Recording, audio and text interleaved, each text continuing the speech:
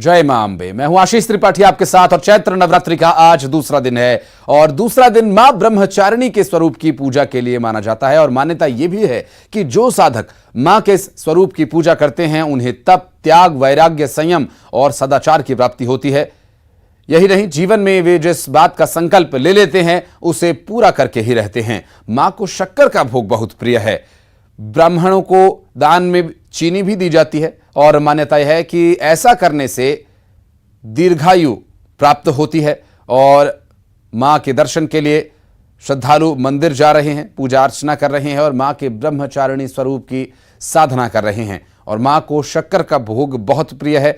ऐसे में आज इस चैत्र नवरात्रि के दूसरे दिन मां ब्रह्मचारिणी की पूजा का विशेष महत्व है।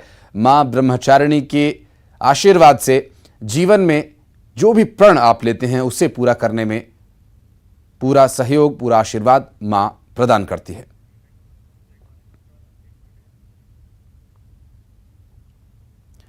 और माता के दर्शन के लिए विशेष रूप से आज मंदिर में पहुंच रहे श्रद्धालु और अभिषेक हमारे सहयोगी इस वक्त हमारे साथ मौजूद है। उनसे बात करेंगे इस वक्त वे कहां पर हैं और क्या तस्वीरें अभिषेक आज आप हमारे दर्शकों के लिए लेकर आए हैं। आज माता के चैत्र नवरात्रि का दूसरा दिन है और क्या कुछ श्रद्धालु कामना लेकर पहुंच रहे हैं मंदिर?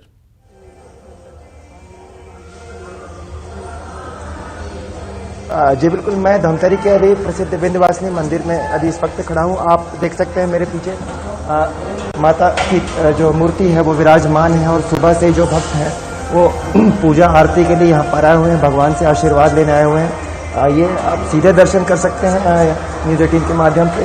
दर्शक देख सकते हैं कि सुबह से जो है भक्त जो हैं वो पूजा कर रहे हैं, आरती कर रहे हैं और माथा टेक रहे हैं। यहाँ पर धमतरी का यहाँ के पुजारी से हम बात करेंगे। आप आइए महाराज की हमें बताइए कि आज की इस मंदिर में आज की कौन सी विशेष पूजा होती है और क्या उसकी मान्यता है? आज जो है दूसरा दिवस है और ब्रह्मचारिणी माता के रूप में विराजमान माता का पूजा करना है नवरात्रि में। जी, यहाँ पर भक्त भी आए हैं, उनसे बात करेंगे कि आइए यहाँ पर भक्त भी हैं माता के। आप जय माता दी, मैं सुलक्ष्मी गुप्ता नागपुर से। और ये माता जी का प्राचीन मंदिर है जहाँ पर दूर दूर से लोग आते हैं, बहुत श्रद्धा भाव भक्ति रखते हैं। और ये एक शक्तिपीठ है, विंध्यवासिनी माता जो कंस ने ऊपर उछाल दिया था तो वो ही माता रूप में कृष्ण जी की महामाया योग सिद्ध कृष्ण जी की बहन नंदजा कहलाती हैं। और बहुत ही लोग दूर दूर से आते हैं, मन्नत मांगने के लिए आते हैं, माता पूर्ति भी करती है। भव्य दर्शन होते हैं दोनों नवरात्रि में और श्रद्धालु जो है मन आनंद से भर जाता है, इसलिए लोग दूर दूर से आते हैं। देखिए विंध्यवासिनी मंदिर माता के भक्त दूर दराज से दूसरे प्रदेशों से भी आते हैं। मान्यता है कि मनोकामना हमेशा यहाँ उनकी पूरी होती है। बिल्कुल अभिषेक, मां ब्रह्मचारिणी की आज स्वरूप की पूजा हो रही है और आज का शक्कर का भोग का विशेष महत्व है। और आज माता ब्रह्मचारिणी के पूजन करने वालों को मां तप, त्याग और तपस्या के लिए आशीर्वाद प्रदान करती हैं, दृढ़ इच्छा शक्ति के लिए बल प्रदान करती हैं। और आज क्या कोई विशेष पूजन रखा गया है मंदिर में और कितने समय मंदिर खुलता है और क्या कुछ यहाँ का प्रावधान है? और आज चूंकि ये शक्तिपीठ भी है तो क्या कोई विशेष व्यवस्था है आज?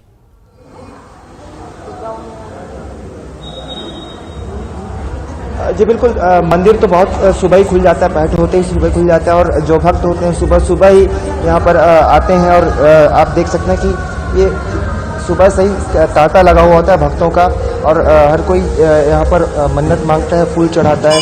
अपनी अपनी आस्था के हिसाब से लोग अपने मनोकामना के हिसाब से लोग हाथ जोड़ते हैं। और कहीं ना कहीं ये जो भक्तों की जो कतार है वो बताती है कि इस मंदिर में इस माता जी का जो आशीर्वाद है वो लगातार लोगों को मिलता रहे और वही सिलसिला जो बना रहता है ताकि लोग फिर से हर साल हर नवरात्र में आते हैं और कहीं ना कहीं मनोकामना मांगने या मनोकामना पूरी हो जाने के बाद माता का आभार जताने, उन्हें प्रणाम करने, फिर से उनका आशीर्वाद बना रहे, इसी मनोकामना के साथ यहाँ पर आते हैं। और ये लगातार हम देख रहे हैं कि जो भक्त है यहाँ पर कोई तस्वीरें लेके जाता है, कोई मन में यादें लेके जाता है, कोई यहाँ के फूल लेके जाता है। तो ये आस्था की कोई परिसीमा नहीं होती, कोई पैमाना नहीं होता। इसका लोगों के मन में जो ये बस जाता है बस वही इसका स्वरूप होता है। और यही नवरात्र में हमें देखने को मिलता है मंदिरों में, खासतौर पर धमतरी के विंध्यवासिनी मंदिर में कहें तो ये काफ़ी दूर दराज से जो भक्त आते हैं काफ़ी देर तक यहाँ बैठकर माता को निहारते रहते हैं। अपने आस्था के हिसाब से फूल जो भी प्रसाद वो निश्चित लेकर रूप आते से हैं, निश्चित। नारियल और आज लेकर का आते हैं। चूंकि चैत्र नवरात्रि का यूं भी विशेष महत्व है और आज मां ब्रह्मचारिणी के स्वरूप की पूजा हो रही है और श्रद्धालु पहुंच रहे माता के दर्शन के लिए। बहुत बहुत शुक्रिया आपका इन तस्वीरों को हमारे दर्शक पहुंचाने के लिए, माता का दर्शन कराने के लिए दर्शकों को।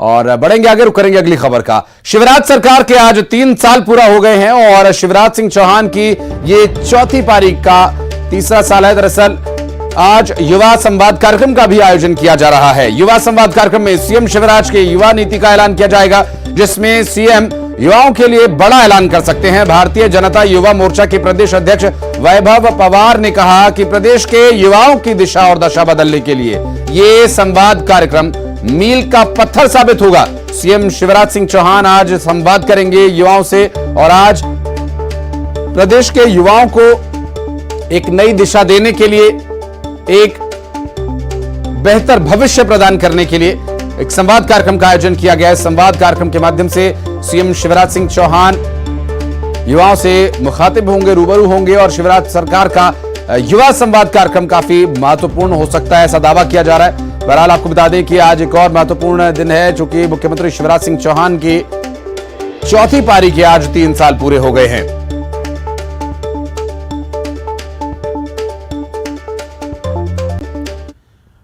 और मुख्यमंत्री शिवराज सिंह चौहान की चौथी पारी का तीसरा साल पूरा हो गया और ऐसे में इन बीते 3 सालों में शिवराज सिंह ने कुछ ऐसी कमाल की योजनाएं लागू की जो माइलस्टोन्स बनेगी। दरअसल मध्य प्रदेश के विकास की कहानी सिर्फ सीएम शिवराज की चौथी पारी की नहीं, बल्कि सूबे के विकास का पहिया 2005 में ही रफ्तार पकड़ने लगा था और 2005 में शिवराज सिंह चौहान ने पहली बार बतौर मुख्यमंत्री सूबे की कमान संभाली थी। उसके बाद उन्होंने पीछे मुड़कर नहीं देखा। तो चलिए आपको दिखाते हैं बीते करीब 2 दशक में कितना बदलाव मध्य प्रदेश में आया।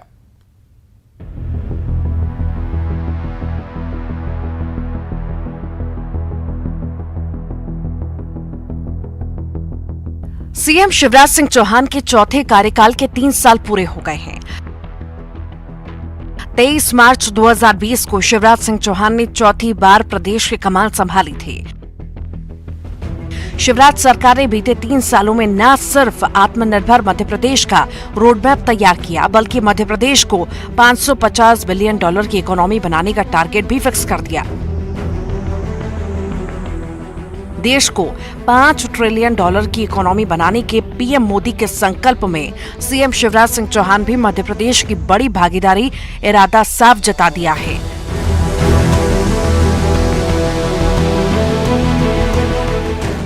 सीएम शिवराज सिंह चौहान भी मध्य प्रदेश की बड़ी भागीदारी का इरादा साफ जता दिया है। मध्य प्रदेश में निवेश क्रांति के लिए ग्लोबल इन्वेस्टर समिट इसकी वानगी भी है। एक नजर डालते हैं मध्य प्रदेश में निवेश क्रांति पर। इंदौर में ग्लोबल इन्वेस्टर समिट का आयोजन, फ्यूचर रेडी मध्य प्रदेश की थीम, 84 देशों के डेलीगेट्स, 10 पार्टनर कंट्रीज।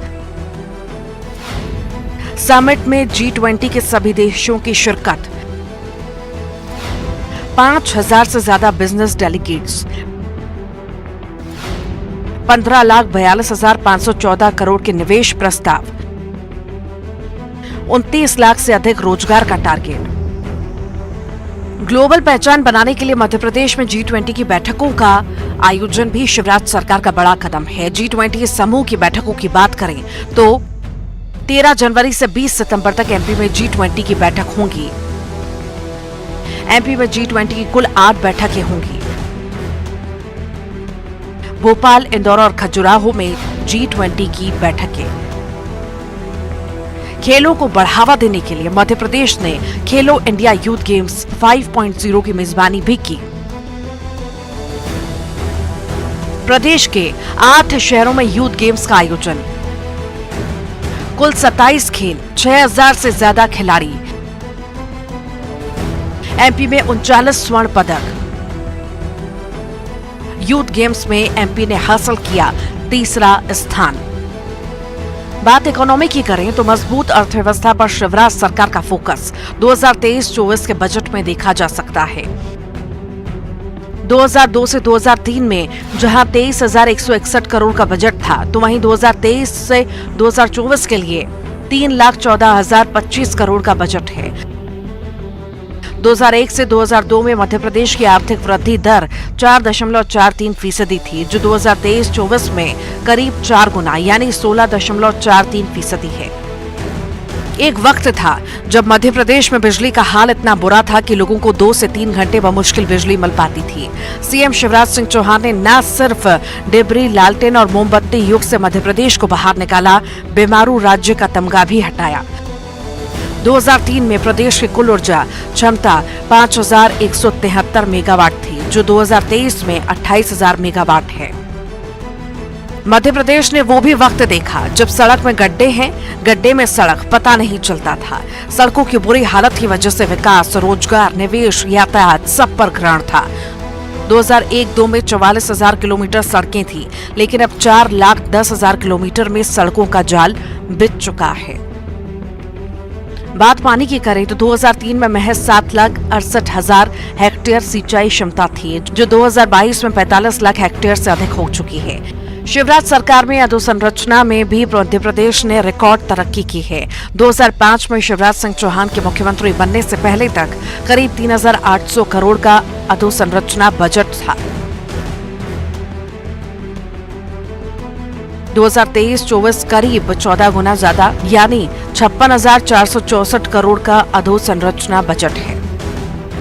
कृषि क्षेत्र में मध्य प्रदेश की तरक्की का अंदाजा इस बात से लगाया जा सकता है कि 2002-3 में सूबे की कृषि विकास दर महज 3% थी, जो अब 6 गुना से ज्यादा बढ़ चुकी है।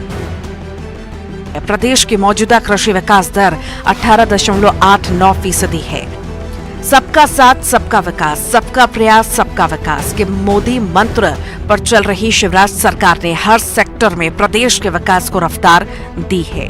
Bureau report, news 18।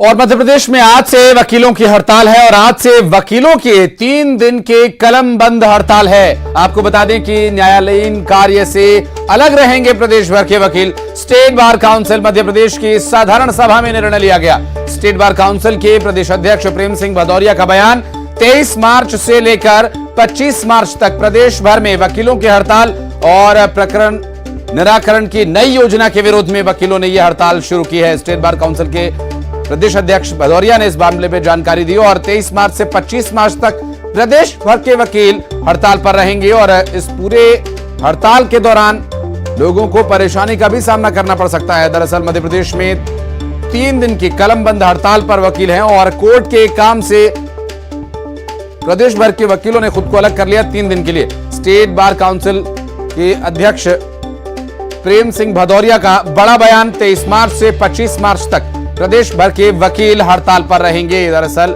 हड़ताल को लेकर state bar council Madhya Pradesh की साधारण सभा में निर्णय लिया गया था और स्टेट बार काउंसिल के प्रदेश अध्यक्ष प्रेम सिंह भदौरिया ने इस पूरे मामले पर जानकारी दी। उन्होंने बताया कि 23 से 25 मार्च तक प्रदेश भर के वकील हड़ताल पर रहेंगे। बढ़ते आगे और छत्तीसगढ़ में शिक्षित बेरोजगारों को सरकार 2,500 रुपए महीना भत्ता देने की तैयारी में है। दरअसल 1 अप्रैल से इन बेरोजगारों को भत्ता मिलना शुरू हो जाएगा। योजना के लिए नियम और शर्तों को सरकार ने जारी कर दिया है और इसे लेकर कौशल विकास, तकनीकी शिक्षा और रोजगार विभाग ने आदेश जारी कर दिया है। बेरोजगारी भत्ता पाने के लिए छत्तीसगढ़ का मूल निवासी होना जरूरी है। आयु 18 से 35 वर्ष के बीच होनी चाहिए। वहीं मान्यता प्राप्त बोर्ड से 12वीं पास होना भी जरूरी है। दरअसल बेरोजगारी भत्ता पाने के लिए जिला रोजगार और स्वरोजगार मार्गदर्शन केंद्र में रजिस्ट्रेशन को भी जरूरी बताया गया है और रजिस्ट्रेशन 2 साल पुराना होना चाहिए। नियमों में यह भी शामिल किया गया है कि वो आवेदक की आय का कोई स्रोत न हो। आवेदन करने वाले को पहले 1 साल, जिसे बाद में 1 साल और बढ़ाया जा सकता है, लेकिन 2 साल से ज्यादा किसी को बेरोजगारी भत्ता नहीं दिया जाएगा। एक परिवार के केवल एक व्यक्ति को ही यह भत्ता मिलेगा। एक छोटा सा ब्रेक यहां ले रहे हैं। ब्रेक के बाद भी खबरों का सिलसिला आगे जारी रहेगा।